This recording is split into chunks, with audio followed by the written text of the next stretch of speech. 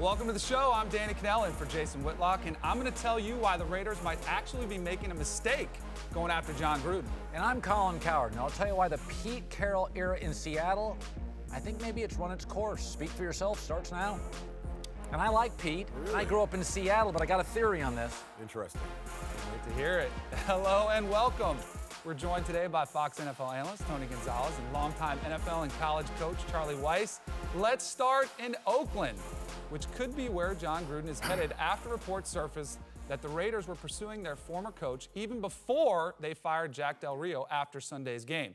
For years, teams have tried and failed to tempt Gruden from the broadcast booth, but reportedly, Oakland's offer includes an ownership stake, and I'm sure a lot of millions behind that too, which has some convinced the hire is a done deal. Colin, is this a smart move by Oakland? I'm not sure if it is. 10 years is a long time to be away from any industry. I mean, just think about tech in our lives. Okay, 10 years ago, they just introduced the GPS. Okay, the GPS is the 400th biggest tech tool in my life now. The game has changed. Tight ends weren't used as much 10 years ago. We had fullbacks. We had huddles. People are more mobile now. It's hard to retain your staff. The culture of football, baseball tends to look in the rearview mirror. Football's the opposite. There's a bravado that you pick up stuff first. You change stuff. There's been a lot of changes. When Joe Gibbs gone a few years, he came back and he really struggled to adapt. I think it's a real risky move here. I think it's a reach when you look at what they're willing to give up and what they're going to pay him to be their next head coach. And a guy, and I don't like to use the term overrated because he does have a Super Bowl behind his name, but that Super Bowl came with Tony Dungy's defense running the Tampa 2. And as much as he gets credit for developing quarterbacks, he won that Super Bowl with Brad Johnson, who was a game manager at the position. He was. If you're the Raiders and you're willing to give up ownership, to do all these, to move all these parts, to bring Jon Gruden there, why didn't you go after maybe Pete Carroll? Why not Sean Payton? If you're offering this type, you're backing up the truck, why don't you go and shoot the true home run of somebody who's been in the league in recent years and had success there? Because I think if you're willing to do that, those coaches would pick up the phone and listen. Yeah. My answer is juice. I mean, Gruden's got juice. You know, he reinvented himself on ESPN. Remember, when you get fired, it isn't because everyone likes you. I mean, the players don't like you, the coaches don't like you, the fans don't like you. No one likes you. Okay, and then he got into ESPN. And now all of a sudden he's the quarterback guru. I don't know if he ever coached a young quarterback in his whole career.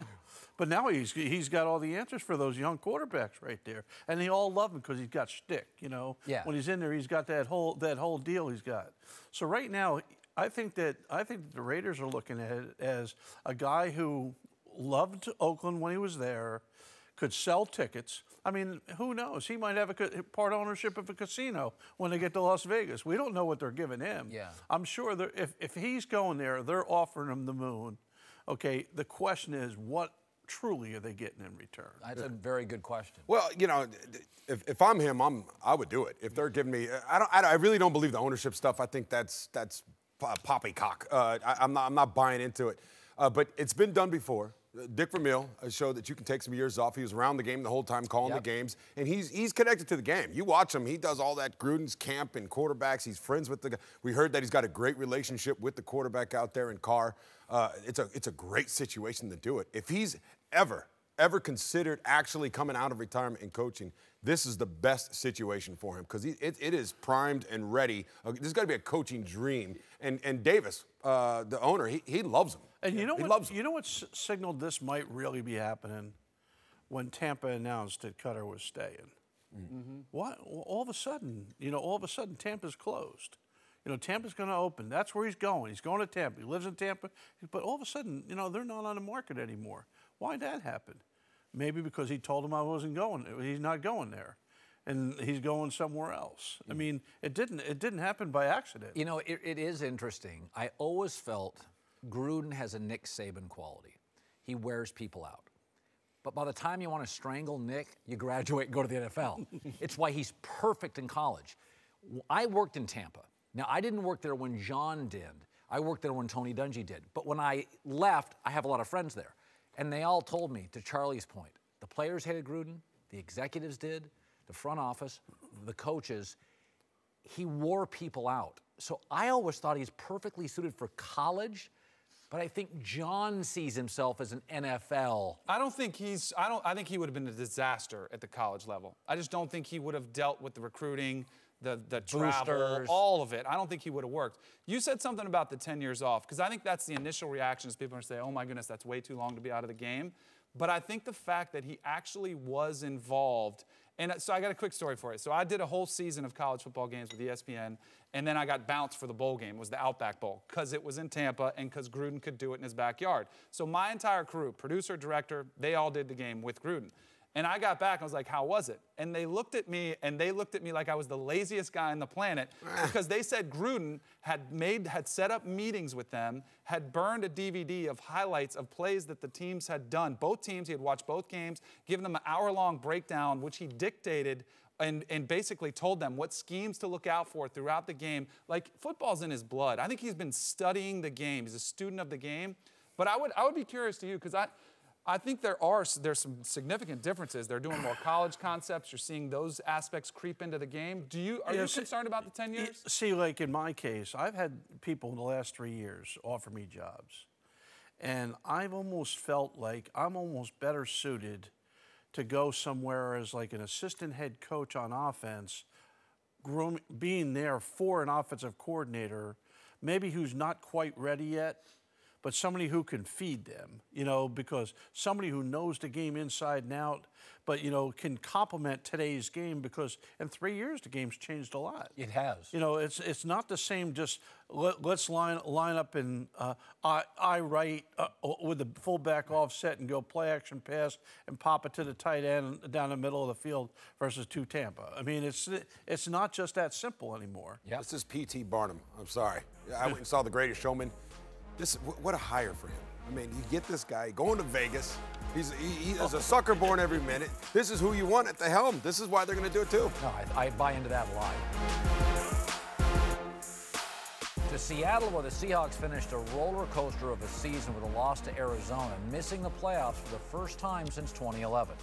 Before the game, rumors started percolating that Pete Carroll was mulling retirement. The coach quickly shot them down, tweeting, quote, I ain't old enough to think about retiring.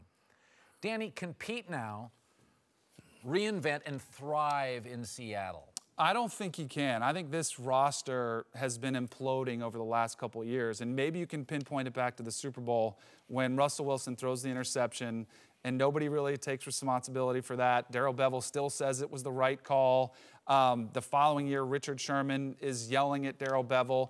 But even if you don't point it at that, money changes everything. When Russell Wilson becomes a $100 million contract, when the defensive players who were some of the youngest, cheapest players in the league are the face of that franchise while they're winning Super Bowls and taking the team to the Super Bowls, now they're all millionaires and they're looking around saying, where's mine? Or how come I'm not the highest paid player? I think what he has always thrived on has been controlled chaos.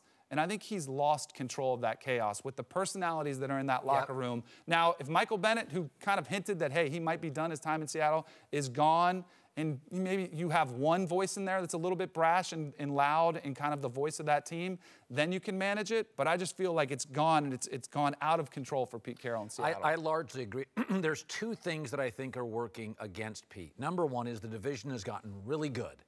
Garoppolo and Jared Goff, with their respective coaches, they're not going away. They're young, they're talented, they're driven, they're smart. You got to pay them. That's 4 games a year. And Arizona will get re-energized here too. I don't know who they'll bring in, but they'll get re-energized in there. The other thing is that Pete kind of worked the system, and I give him credit for this. So when he came out of college, he was one of the few NFL coaches with really a college resume. He knew these kids. Well, he cherry-picked those drafts, those first 3 drafts. Look at this graph. He went into the NFL draft, and he knew more than the Belichicks or Andy Reids. He knew all these college players. He recruited them. But since that first 3 years, now as he separates from college football, he's not making steals in the draft. And they got to manage a salary cap, which is the bigger problem. To your point, no salary. That's the biggest problem, though. The biggest problem is they got a lot of old guys tied up with big money and not much room on the salary cap.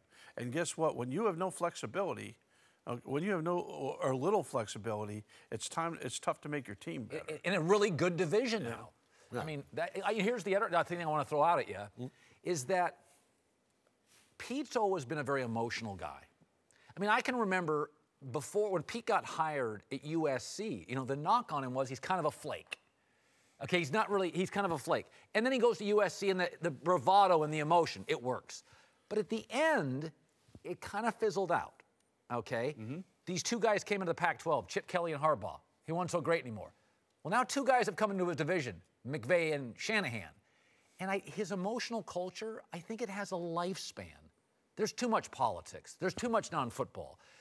Michael Bennett, I think Pete's system, I'm not sure if it's built for 20 years like Belichick's. I'm not sure it is. Well, even though in my case he beat me on a regular basis. Okay, so let me first say the positives. I mean, I think Pete, you know, before he left USC, I mean, he had it rocking and rolling, and they were really, really good. I mean, he might have got out of Dodge before the problems hit, but he was smart enough to get out of Dodge. So he gets up to Seattle and then did exactly what you said. He built this up quick, and they got good in a hurry. But that's fine as long as you're winning. Okay, when all of a sudden you're not winning, guess what? You know, those pro players, I've dealt with these guys, they see through you in a heartbeat now. I mean, if you're sitting that rah-rah stuff with most of those players, they're looking at you, what the hell's wrong with this guy? You know, they really want, just tell me what to do. Just teach me what to do. Okay, what do you want me to, what are we doing? Show me that, help me be better so that I can make myself the best player I could possibly be. So what you're saying is that culture, that emotional culture, when you lose, you've told me this. Adversity. When you lose, it's not the same. When you have an emotional culture, and I've had those before, and you're getting used to that speech. I told you earlier on your show, I can't stand motivation. I'm done with that. Just tell me a routine, and let's go out there and stop wasting time. I don't need the fire and brimstone speech every time from these emotional type coaches. And when you're losing and you're having that emotional speech, you get really frustrated and you get bored, and you're like, you start saying to yourself, I'm gonna pull my hair out because it's not working. You're talking to me and you're trying to motivate me, and it's not working. What I think they need to do, first of all, I do think if he can coach, I think he's the second best coach in the league. Bill Belichick's the #1 coach. If he still feels like he has it, I trust him. He just needs, it's time, everything has its course. And the beautiful thing about Bill Belichick is that they keep, like I said, like Bruce Lee, it's water. They keep going out. They keep refreshing all the time. He needs to refresh. Some of those guys, they got to make some tough decisions. You got to cut a couple of those guys. The first 3 years that Pete Carroll was in the NFL, he had the highest turnover in the whole NFL. That means as cool as he was and fun, but if you weren't playing and buying into what he was saying, you're out of here. Yep. He needs to get back to the basics, push and implode, and let's start rebuilding this. Being the player's coach is great, and it creates a great environment. But when the players take advantage of that and you don't send them packing because you can't because of the salary cap, that's when you have the issues and some of the warning signs you're seeing in Seattle. By the way, San Francisco and the Rams have a lot of salary cap. I mean, the 49ers got $100 million. Yes, they do. They do. All right, welcome back. Tony Gonzalez, Charlie Weiss are here, and we're thankful for it. Let's go to New England. The Patriots beat the Jets yesterday, pretty methodical, clinched the AFC's top seed despite another kind of average game out of Tom Brady. No doubt he's had the best season ever by a 40-year-old quarterback. That cannot be argued. But in recent weeks, he's showing signs of age. Big drops in stats across the board. All right, Danny, you concerned about the 40-year-old Tommy Brady heading into the playoffs? Not one bit. I mean, the Brady-Belichick combination is the best bet in all of sports to get to a championship. Now, I don't know if they're going to be able to win it this year. I think they will. But to have any concern, by the way, in those last 5 games, 6 touchdowns, 5 interceptions, they're still 4-1.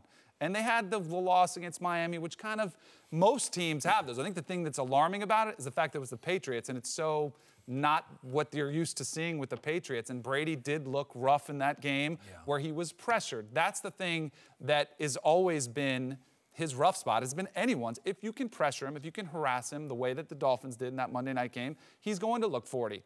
But I feel like the protection will dial in. I feel like one of the most important things are obviously the home field, but also the bye week, a chance for him to kind of take that breather, to get healthy. And, I mean, he had the 4-game suspension last year, which really helped his season. But the bye week, again, to get that body rejuvenated, to get back, and then the home field. And the addition of James Harrison, I think, was the evil genius of Bill Belichick in full motion. I think that, it might not even be sack totals, sack production, I'd love to hear the download session that took place between James Harrison and Bill Belichick and Matt Patricia and even the offensive coaches coming over saying, what can we glean from James Harrison to help us, give us just a little bit of an edge? If it's snap count, if it's the check color, whatever they're using for audibles, whatever little piece of information that is in a game that comes down to inches, and we saw how close the game was in Pittsburgh just a few weeks ago, that edge is something that Bill Belichick always looks for, and I think he's going to have something in James Harrison. Well, I do think Tom is getting older, and I think if you look at, I did a breakdown about a month ago, if you look at Brady's 13th, 14th, any game after week 12 in the last 5 years, he's not quite the same.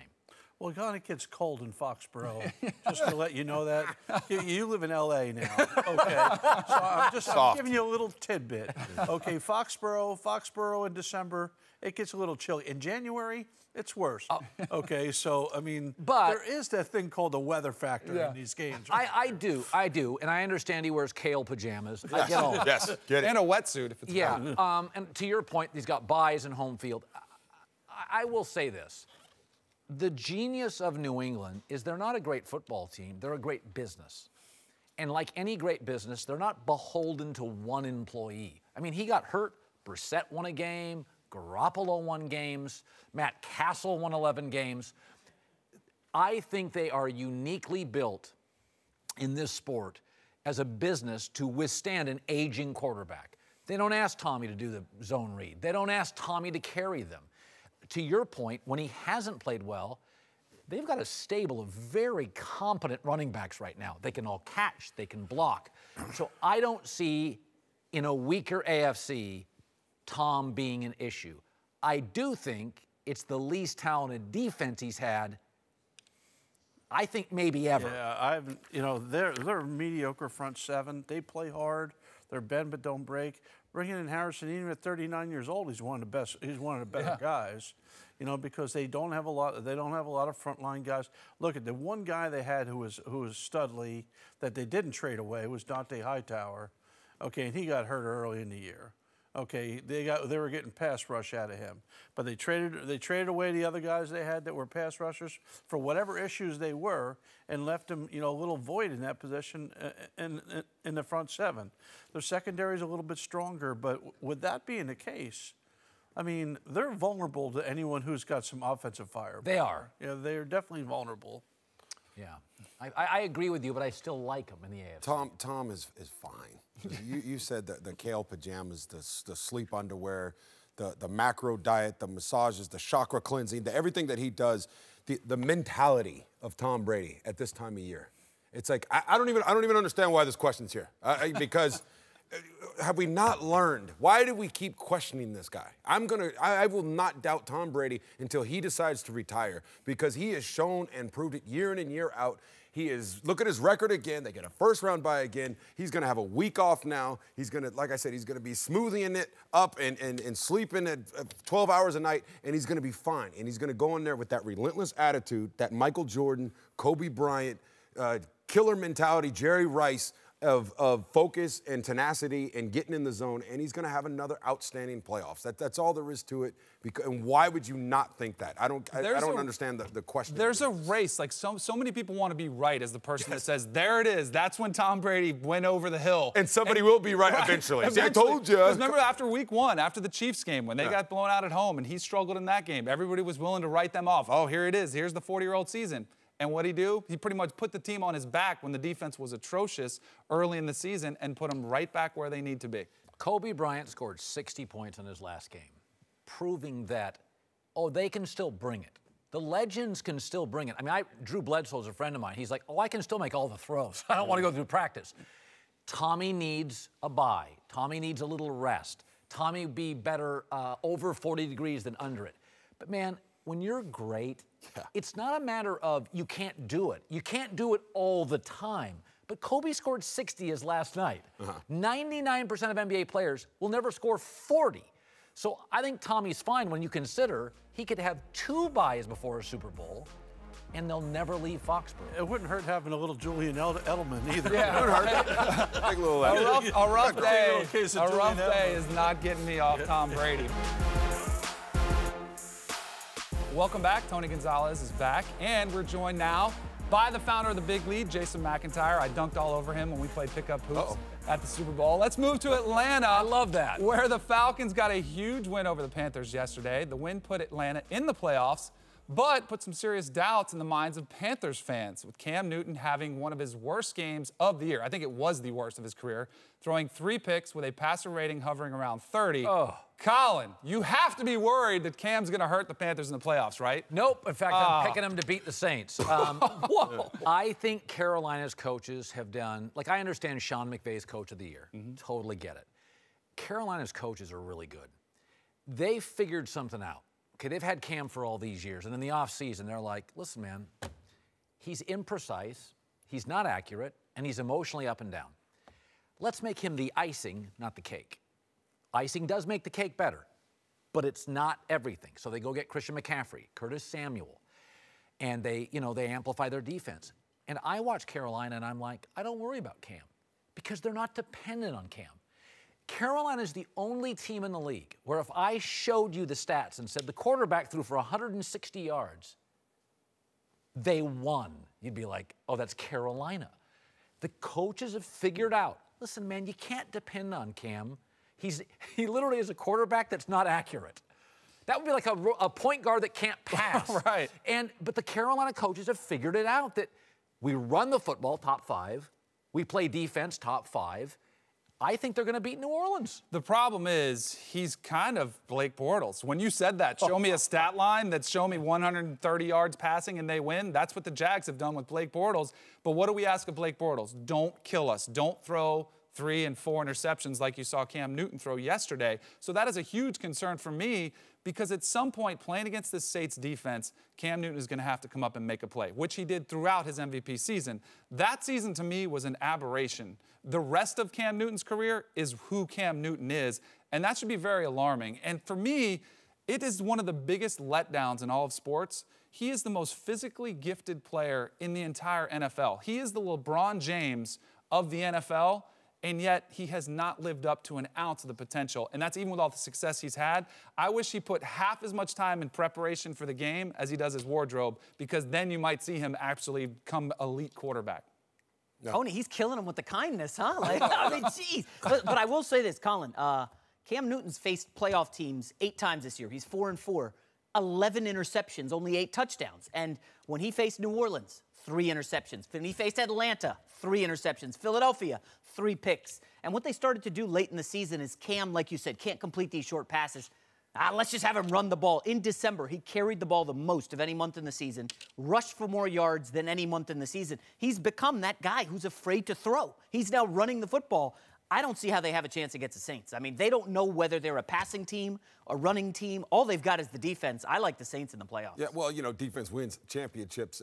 But I'm not going to agree with you. I do think the Saints are going to win that football game. But Cam, right now, yeah, I think this is Cam, though. I'm not surprised by it. And I see him go, that Dr. Jekyll and Mr. Hyde, when he is somewhat accurate. I don't know what it is, because I always try to get in the mentality of an athlete. And if you do it one time, why can't you do it the next week? That's just always been my mentality. And he's so frustrating, because you said, like you said, if there was a scouting combine, he'd be the first pick in the whole NFL out of anybody, period, because he's so athletically gifted. He's got that great arm, but for some reason he can't put it together. And in a playoff situation, they are not as good as they were when they went to the Super Bowl a couple years ago. They're not going to be able to hold up. I think it's one and done for them. Cam Newton goes out there and rushes the ball 10, 12 times.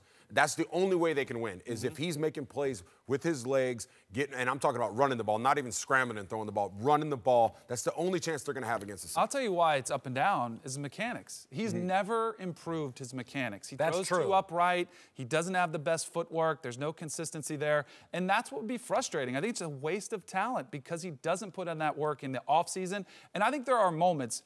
Remember, one of his best games this season came after the reporter incident. Remember, there was a female reporter, and he made the inappropriate joke, and he caught so much heat. I guarantee you he was dialed in and focused and said, I have to come out and play good this week, and he did.